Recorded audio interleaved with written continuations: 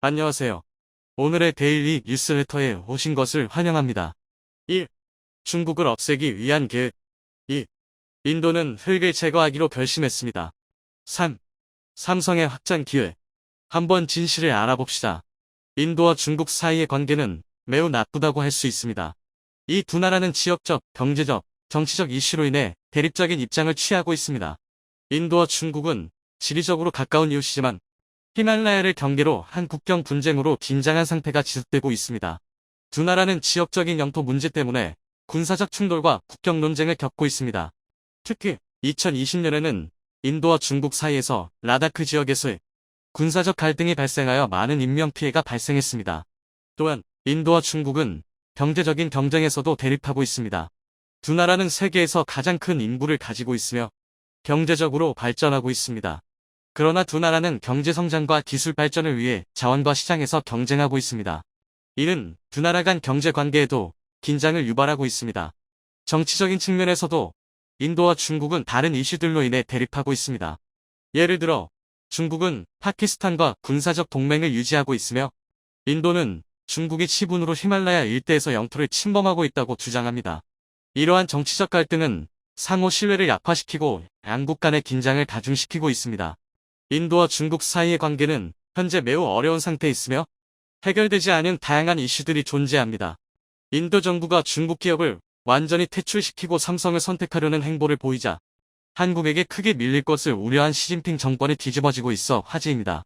그간 인도 시장에서 삼성을 밀어내고 1위를 차지했던 샤오미가 대타격을 받고 있으며 중국 업체 500여 곳이 비슷한 일을 당할까 두려움에 떨고 있는 상황입니다. 인도가 갑자기 왜 이런 선택을 했고 한국 기업이 어떤 혜택을 받았는지 자세히 알아보겠습니다. 중국과 인도는 각각 인구 14억 명 정도의 세계 1, 2위 국가입니다. 양국의 GDP는 1980년대만 해도 비슷한 수준이었지만 이후 5배 차이로 벌어진 바 있습니다. 이에 인도는 2014년 중국을 따라잡기 위해 5년간 4천억 루피 524조 원을 투자해 스마트폰 등 전자산업을 육성한다는 계획을 세우기도 했습니다. 외국 기업이 인도에서 제품을 만들 경우 매출 증가분의 4~6%를 보조금으로 지급하기로 했던 것입니다. 삼성이나 폭스콘, 그리고 샤오미 등이 인도에 본격 공장을 세우기 시작한 것도 이 시점부터입니다. 2014년 인도에 진출한 샤오미는 이듬해 폭스콘 공장에 35억 달러를 투자한 후 현지에서 스마트폰을 생산하기 시작했고 3년 만에 판매량 1위로 오른 바 있습니다. 삼성이 장악한 글로벌 시장을 빼앗기 위해 저가 공세를 펼쳐왔던 것입니다. 샤오미 전체 수입의 49%는 중국 외 시장에서 발생하는 상황입니다. 그중 중국 업체들이 가장 중점을 뒀던 나라는 인구대국 인도입니다. 인도는 중국 다음으로 많은 약 11억 명의 무선 가입자 수를 보유하고 있습니다. 월 평균 150억 기가바이트의 데이터 트래픽을 처리하는 초대형 시장이며 작년 한 해 전 세계 스마트폰 시장이 정체됐지만 인도 시장은 무려 18%나 성장한 바 있습니다. 그런 인도에 샤오미는 1,500명의 직원을 두고 있으며 7개 제조 공장을 세워 매 초당 3대꼴로 스마트폰을 생산하고 있습니다. 중국 전체 스마트폰 업체로 확대할 경우 인도 시장 점유율은 60%를 넘긴 상황입니다. 인도에는 약 10만 개의 휴대전화 소매점이 있는데 중국 브랜드가 약 6만 개를 차지하고 있을 정도입니다. 이에 인도의 대중 무역 적자는 커져만 갔습니다. 인도는 올해 1분기 중국에서 270억 달러 상당의 전자제품과 자동차 부품 등을 수입했지만 중국에 대한 인도의 수출 규모는 48억 달러에 불과했던 것입니다. 인도는 중국과의 무역에서 불만이 상당한 상황이었습니다. 그런데 2020년 6월 놀라운 사건 하나가 터졌죠. 카슈미르 동쪽 접경 지역 라다크에서 인도군과 중국군이 충돌해 수십 명이 사망했던 것입니다. 그 후 인도에서는 중국산에 대한 불매가 거세게 일었고 인도 정부는 이를 빌미로 중국 IT 업계에 대한 압박 수위를 높여갔습니다. 위챗이나 틱톡 등 중국 스마트폰 앱 300개를 금지했으며 샤오미나 Z 등 중국 통신업체를 몰아내려고 압수수색을 대거 진행했던 것입니다. 인도는 올해 초 샤오미의 세금 탈루를 지목하며 1천억 원 65억 루피를 추징한 바 있습니다.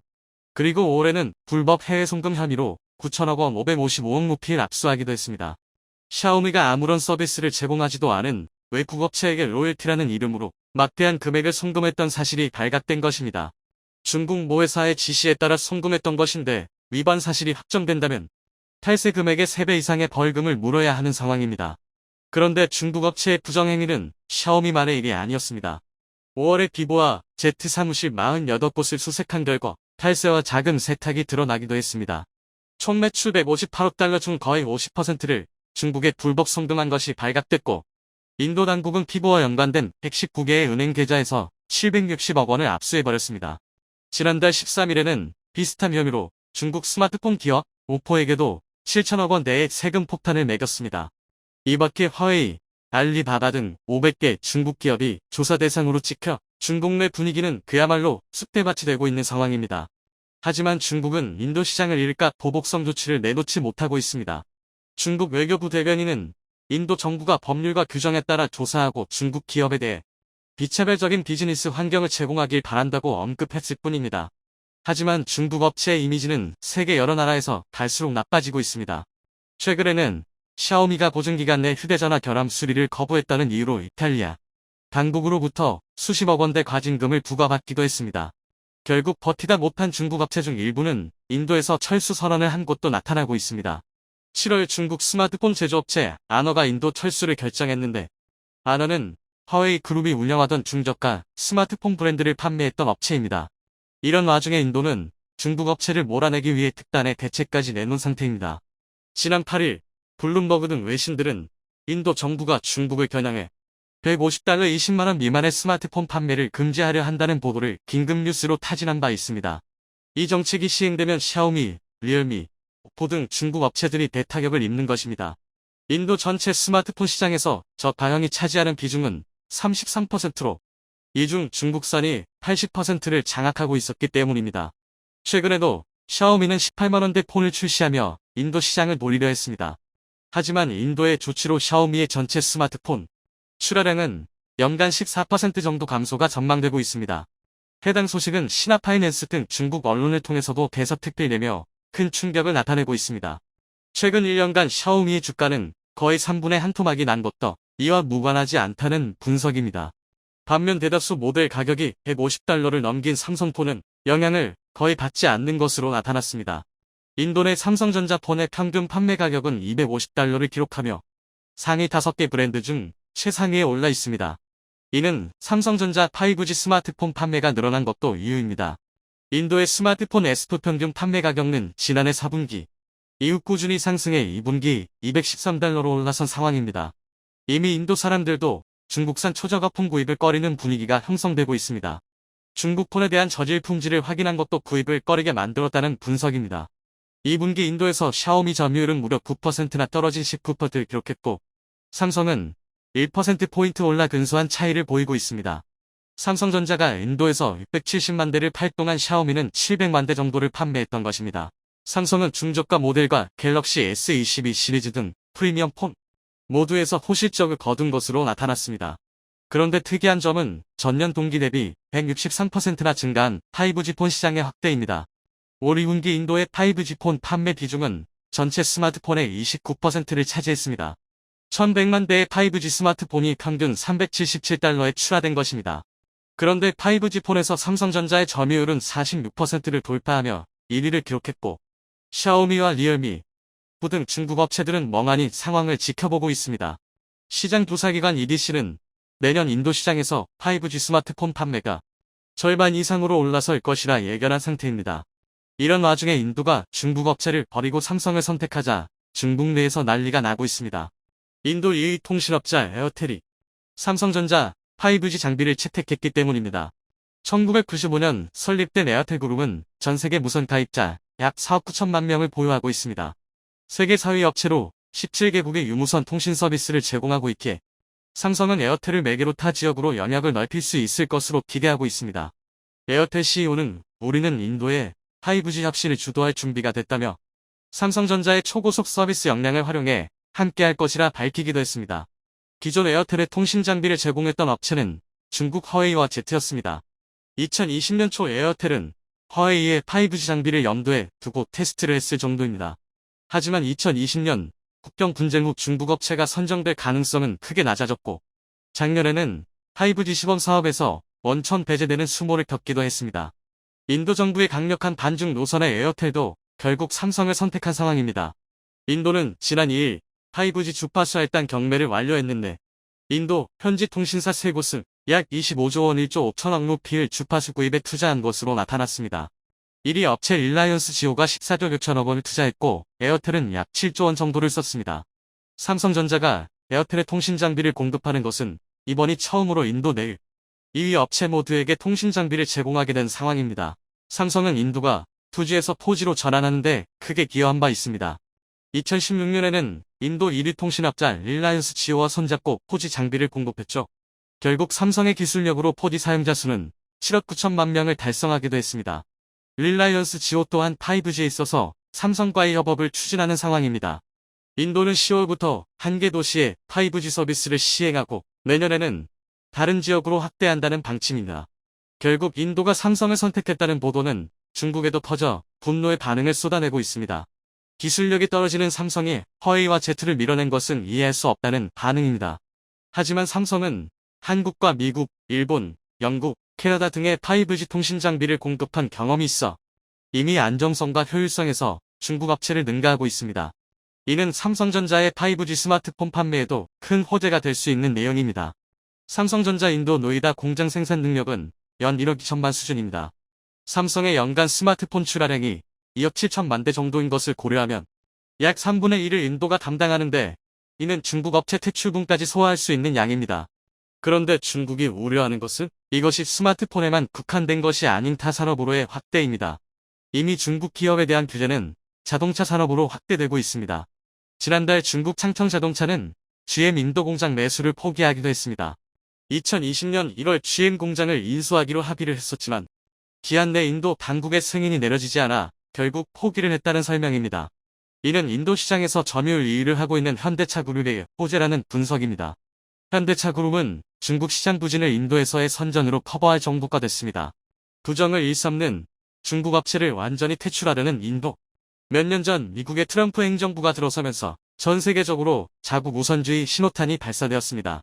이로 인해 경쟁 관계에 있는 국가들끼리 핵심 첨단 산업에 대한 패권 다툼이 거세지고 있으며 특히 모든 첨단 산업의 뿌리가 되는 반도체 산업의 경우 국가 안보 자산으로 취급하는 등 우리나라에서도 반도체와 전기차 배터리 등 중요한 기술력이 필요한 산업을 국가 핵심 기술로 지정하고 관련법으로 보호하고 있을 정도입니다. 그런데 여기에 코로나 상황이 겹치면서 국가 경제의 필수적인 핵심 첨단 산업에 공급망 위기가 찾아왔고 러시아 우크라이나 상황으로 글로벌한 에너지 위기가 촉발되면서 단순히 기술력만 키우면 될 줄 알았던 첨단 산업에 공급망이라는 새로운 요인이 주목받기 시작했습니다. 특히 우리나라가 이런 위기를 정면으로 맞이하게 되었는데요. 우리나라는 전 세계로부터 소재와 부품 장비를 수입하여 최종 완성품인 반도체와 배터리 전기차 등을 만들고 있기 때문입니다. 지난 수십 년 동안 별다른 공급망 관리가 없어도 완제품 생산에 무리가 없었지만 최근엔 핵심 중간재에 대한 해외 의존도와 상당수 장비와 기술력 역시 해외에 의존하던 것이 알려지며 세계 시장을 주름잡던 국내 기업들의 약점이 드러나기 시작했습니다. 특히 그 중심엔 적게는 수십 년 많게는 100년 가까운 역사를 지닌 미국과 일본, 독일 등 전통적인 소재, 장비 강국이 있었습니다. 하지만 최근 공급망과 원천 기술의 중요성을 확인한 한국 기업들이 세계 역사상 유례없는 속도로 공격적이게 관련 기술을 확보하고 있는 상황이며 단기간에 확보가 어려운 기술의 경우는 원천 기술을 보유한 회사를 수천억을 들여 인수합병을 하면서까지 기술력 확보에 진심인 상황입니다. 이에 우리나라 산업부에서는 국가 핵심 전략 기술을 150개로 증가시키면서 자신감을 드러내고 있습니다. 해당 전략 기술 분야에서 우리가 경쟁 우위에 있는 국가들은 미국, 일본, 독일 등 기존의 원천 기술 강국이 대개 포함되어 있다고 알려졌습니다. 이제 와서 원천 기술을 확보하기 시작한 한국이 수십 년에서 100년 동안 기술 개발에만 몰두하고 수십 명의 노벨상 수상자를 배출시킨 국가들을 상대로 기술 확보 경쟁에서 승리하고 있는 상황을 자세히 알아보겠습니다. 현재 전 세계에서 가장 진보한 기술의 반도체는 지난 6월 삼성에서 양산에 성공한 3나노 반도체입니다. 반도체는 나노 숫자가 줄어들수록 미세하고 정밀하며 단위 면적당 생산량이 증가하는 데다 성능도 증가합니다. 반면 전력 소모는 감소하기에 발열도 줄어드는 장점이 있습니다. 따라서 반도체 기업들은 점점 더 미세한 초미세 공정을 원하고 그에 맞춘 연구개발을 진행하고 있습니다. 그런데 이렇게 5나노 이하의 초정밀 반도체를 만들 수 있는 장비는 급저에선 노광 장비인 EUV가 유일하며 네덜란드 기업인 아즘에서 독점으로 생산하고 있습니다. 하지만 극자에선 노광장비 EUV가 쓰이기 시작한 건 비교적 최근이며 이전엔 일본 기업인 캐논과 니콘의 반도체 노광장비가 세계 시장을 석권하고 있었습니다. 일본의 캐논과 니콘은 극자에선 노광장비 EUV 개발에 실패하면서 점점 노광장비 시장에서 퇴출되는 수순이었지만 구식의 노광장비로 자동차용 반도체를 비롯해 기술 수준이 높지 않은 반도체 생산이 가능하게 아직까지 10% 정도의 시장 점유율을 유지하고 있는 상황입니다. 일본의 노광장비 역사가 찬란했던 만큼 그에 필요한 소재 산업 역시 굉장히 발달했습니다. 특히 포토레지스트 시장의 95%는 일본의 5대 업체가 사실상 독점하고 있으며 이런 독점 기간은 무려 20년에 달합니다. 이 밖에도 고순도 불화수소와 불화폴리이미드 등 반도체 제조의 핵심 소재의 생산과 개발을 수십 년째 독과점 해오고 있었지만 2019년 한국에 대한 반도체 소재 수출 규제 이후 한국이 불화수소와 불화폴리이미드를 1년이 채 안 되는 시간 안에 국산화에 성공하면서 일본 산업계에 크게 한방 먹였지만 그럼에도 포토레지스트만큼은 국산화에 어려움을 겪어왔습니다. 그런데 최근 한국 기업이 일본이 95% 독과점하던 포토레지스트 국산화에 성공하면서 최근엔 EUV용 포토레지스트까지 국산화를 앞두고 있는 상황입니다. 결과적으로 한국은 일본이 수십 년간 독차지하던 반도체 소재 주력 3대 분야를 전부 국산화시키면서 자립에 나섰는데요. 이 배경엔 국내 기업들의 상상을 초월하는 노력이 있었습니다. 특히 이번 포토레지스트 국산화를 성공시킨 동진세미캠은 삼성전자와 적극적인 협력 관계를 맺고 있었고 삼성전자는 동진세미캠 지분 일부를 인수하는 등 소부장 분야 경쟁력을 강화하고 있습니다. 이렇게 3년이 채 안 걸리는 노력으로 일본이 수십 년간 독점하던 시장을 완전히 뒤집어 일본 산업계에게 큰 충격을 주고 있습니다. 하지만 모든 기술을 자체 개발 국산화하기란 현실적으로 어렵기에 삼성을 비롯한 국내 대기업들은 해외 원천 기술 보유 업체들을 본격적으로 인수합병하고 있습니다.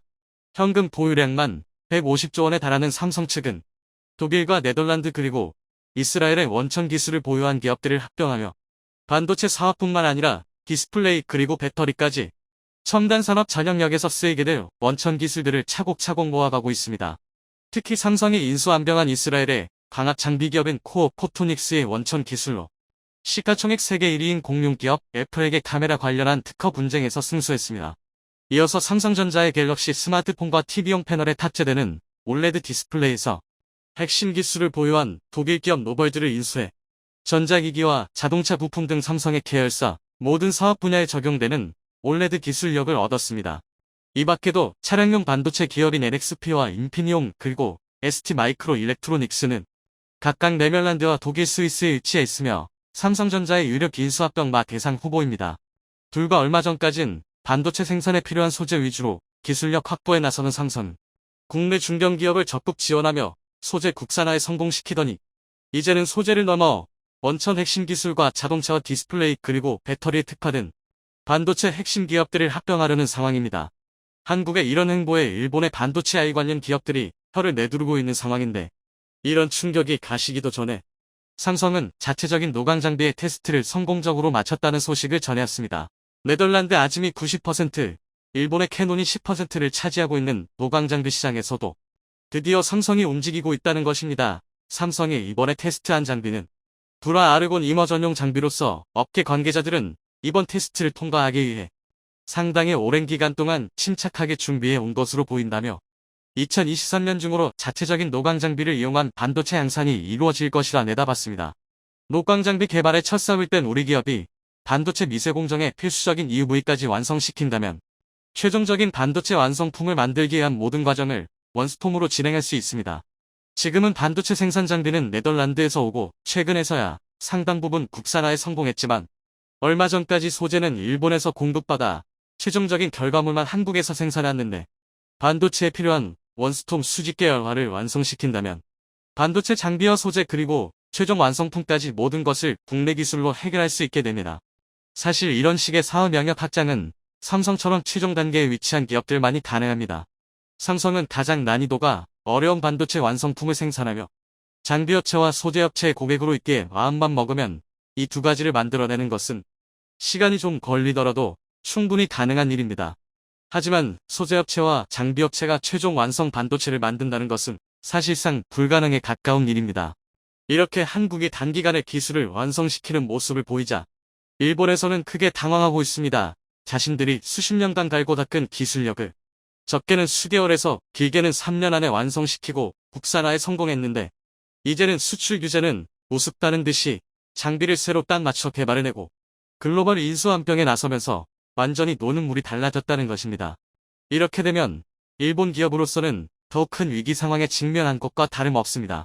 애초에 삼성처럼 공룡 기업의 소재를 납품하면서 막대한 매출을 올릴 수 있는 기회가 있었지만 수출 규제와 공급망 위기를 겪은 한국에서 직접 소재와 장비 생산에 뛰어들겠다는 선은 그동안 일본의 수십 년 된 밥그릇을 한국이 기술력으로 가져가겠다는 뜻이기도 합니다. 게다가 삼성이 공격적으로 다른 회사를 사들이면서 해당 회사에서 일본이 독과점하던 소재나 부품 사용에 비중을 줄이는 것도 예정된 수순입니다. 가뜩이나 국산화에 많은 투자를 해왔는데 기껏 개발한 국산 소재를 안 쓰고 언제 공급이 끊길지 모르는 일보의 거절을 쓸 이유가 없다는 것입니다. 그런데 한국의 이런 기술 중심 행보에 미국도 크게 놀라서 한국에 투자를 결정했습니다. 최근 국내 기업에서 포토레지스트를 국산화에 성공하자마자 세계 시장 점유율 20% 수준이던 미국 기업 듀폰이 포토레지스트를 국산화한 한국 기업과의 경쟁을 의식한 것인지 한국의 EUV용 포토레지스트 공장을 짓고 있으며 여기에 투자된 금액만 3천만 달러에 달합니다. 한국이 세계에서 가장 많은 포토레지스트를 소비하는 국가이기 때문에 최대 고객을 놓칠 수 없는 듀폰의 한국 투자는 합리적인 결정처럼 보입니다. 그런데 여기서부터 예상되는 긍정적인 효과도 있습니다. 현재까지 EUV용 포토레지스트는 일본 기업들이 독과점하고 있는데 여기에 한국과 미국이 가세하면서 일본의 철밥통으로 여겨지던 소재 산업이 큰 위기를 맞이한다는 것입니다. 여기서 알 수 있는 점은 그동안 수십 명의 노벨상 수상자와 100년에 가까운 회사의 경력을 가지고 반도체 소재 장비 기술력을 강조해왔지만 한국이 소재 장비와 원천 기술 시장에 발을 담그자마자 상황이 급변하고 있다는 것입니다. 우리 산업 구조에 반드시 필요한 핵심 소재 부품 장비에서 승기를 잡자 산업통상자원부 측에서는 국가의 미래를 책임질 국산 핵심 전략 기술 150개를 선정했습니다. 해당 기술 중 미국 산업을 상대할 기술은 15개, 일본 산업을 상대할 기술은 22개, 중국과 독일을 상대할 기술은 각각 10개와 5개로서 대부분이 반도체와 관련된 기술입니다. 하지만 지금처럼 기술 개발과 인수합병이 본격적으로 이루어진다면 핵심 전략 기술 150개는 굉장히 작은 숫자가 될 수도 있습니다. 우크라이나 전쟁에서 러시아 장비의 손실률이 업데이트됐다나 전 세계 언론과 군사 관계자들이 경막을 금치 못하고 있습니다. 그도 그럴 게 현재 러시아는 우크라이나를 상대로 한 국가의 거의 모든 역량을 투입하고 있습니다. 하지만 그럼에도 불구하고 우크라이나를 함락하는 데는 실패하고 말았는데요. 국내 전문가들은 러시아의 실패를 반드시 대한민국이 배워야 한다고 경고하고 있습니다. 즉 압도적인 군사력 격차로만 전쟁을 치르면 모든 것이 한순간에 무용지물이 될 수 있다는 것입니다. 이미 한국의 군사력은 세계적인 반열에 올랐습니다. 실제로 적의 대공망을 파괴하는 분야에서는 미국조차 부럽지 않은 수준인데요. 현대전에서 제공권 장막이 얼마나 중요한지에 대해 알고 있다면 한국과 북한의 수준을 비교하는 건 매와 병아리를 비교하는 것과 같습니다. 그만큼 대한민국의 국방력은 내실을 다지며 차근차근 발전하고 있습니다. 오늘은 대한민국이 독자 개발에 성공한 최강의 방패에 대해 알려드리겠습니다. 러시아가 또다시 미친 짓을 계획 중입니다. 우크라이나 내무장관 고문에 따르면 러시아가 2차 동원령을 준비 중이라는 첩보를 입수했다고 밝혔는데요.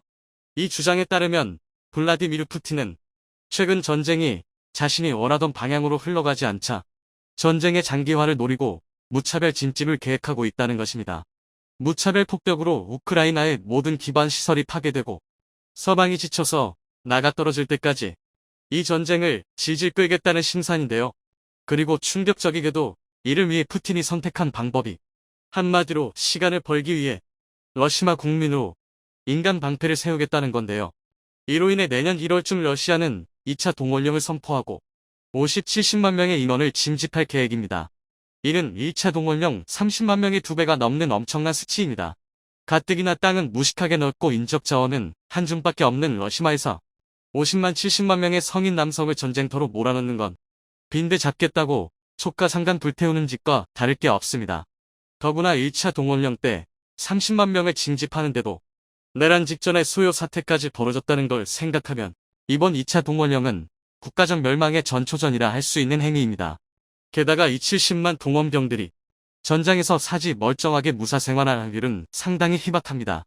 실제로 우크라이나 침공 당시 러시아는 19만 명에 달하는 병력을 동원했지만 이미 사상률은 193%를 돌파했습니다. 100%가 넘는 이유는 19만 명의 거의 2배에 달하는 인원이 투입됐다는 뜻입니다. 그리고 이 수치는 러시아 전체 병력의 41%에 근접하는 어마어마한 수치인데요. 다시 말해 러시아군 중 1, 3 이상이 전사하거나 부상을 입었고 포로가 되었다는 뜻입니다. 그리고 이 중 상당수는 제대로 된 보급도 훈련도 없이 최전선에 투입되었다가 문자 그대로 갈려나간 1차 동원병 30만 명이다. 그런데 이런 상황에서 70만 명을 더 투입하겠다는 건 그야말로 국민의 목숨을 전쟁터에 내다 버리겠다는 미친 소리밖에 되지 않습니다. 현재 러시아군의 전력으로는 몇 명의 병사를 동원하든 절대 우크라이나군을 이길 수 없습니다. 그리고 이 전투력 격차는 시간이 갈수록 더욱 커질 텐데요.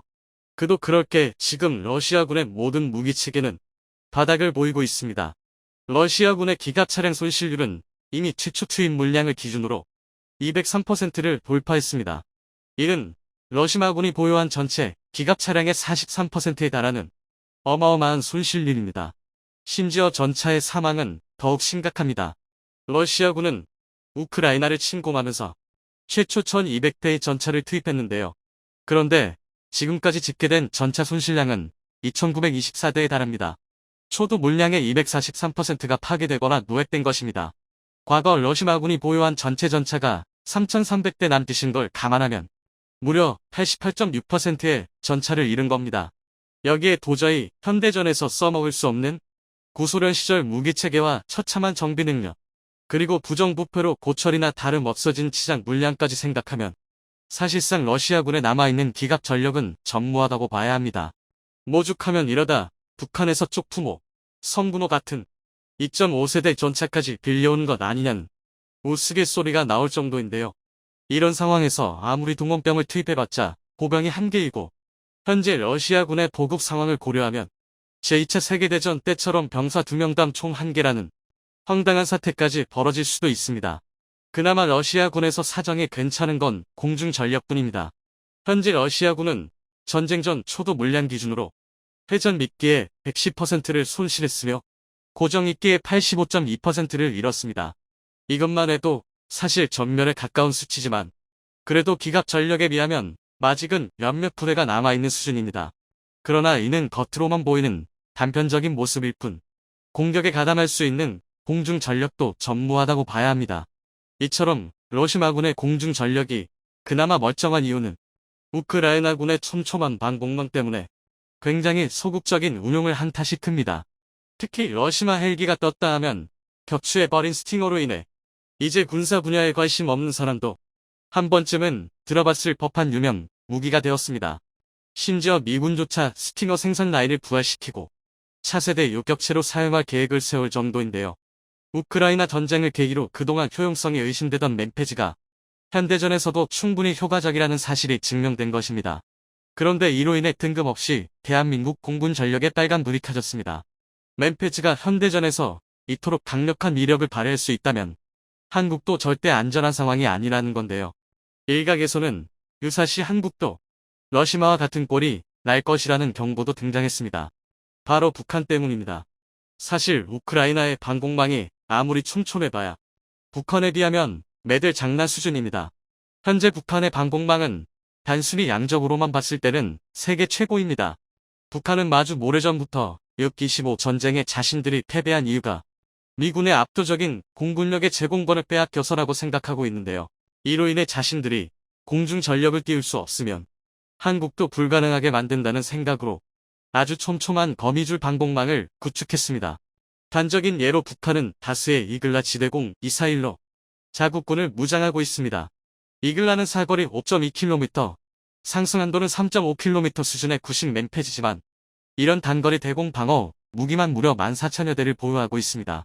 더군다나 한국이 보유한 대형 공격 헬기가 100여 대에 불과하다는 것과 비교하면 북한의 이 수치는 가히철벽이라는 표현도 막깝지 않습니다.